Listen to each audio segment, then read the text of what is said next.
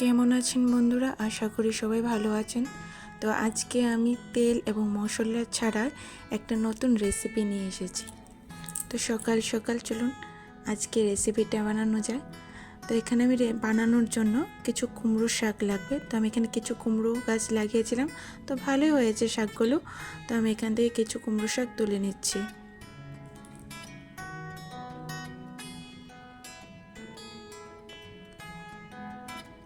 এখানে আমার শাক তোলা হয়ে গেছে এবং সেগুলিকে এভাবে করে কেটে নেবেন। ঠিক এইভাবেই কাটতে হবে। কাটার পর কড়াইয়ের মধ্যে কিছু জল নিয়ে নেবেন। জলে ভালো করে কুমড়োর শাকগুলো দিয়ে দেবেন। দেওয়ার পর কিছু পরিমাণ লবণ দিয়ে ভালো করে ঢেকে দিবেন কিছুক্ষণ সময়ের জন্য, সিদ্ধ হওয়ার জন্য।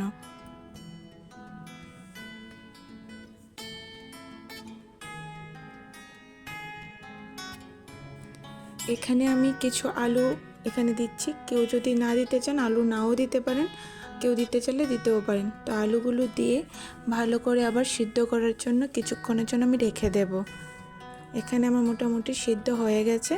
এখন আমি শাকগুলোকে নামিয়ে নেব।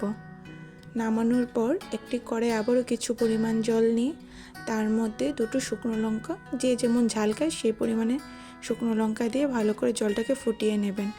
তারপর এখানে আমি 4টে শীতল কিছু পেঁয়াজ আমি এখানে দেব সেদ্ধ হওয়ার জন্য। আবারও কিছুক্ষণের জন্য আমি এটাকে ঢেকে দেব ভালো করে সিদ্ধ করার জন্য।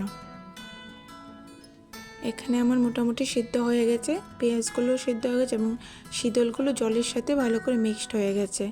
এখন কুমড়োর শাকগুলো আমি সেই জলটা দিয়ে দেব এবং আবারও কিছুক্ষণের জন্য, বেশি না 3-4 মিনিটের জন্য আমি এটাকে ঢেকে দেব ভালো করে। এখানে আমি কিছু রসুন থেতো করে নিয়েছি, তার সাথে শুকনো লঙ্কা থেতো করে নিয়েছি। এই জলের মধ্যে আমি এটা দিয়ে দেব, আবারও কিছুক্ষণের জন্য রেখে দেব সিদ্ধ হওয়ার জন্য। আমার রেডি হয়ে গেছে কুমড়োর শাকের শীতল ঝোল। তো রেসিপিটা কেমন লাগলো জানাবেন।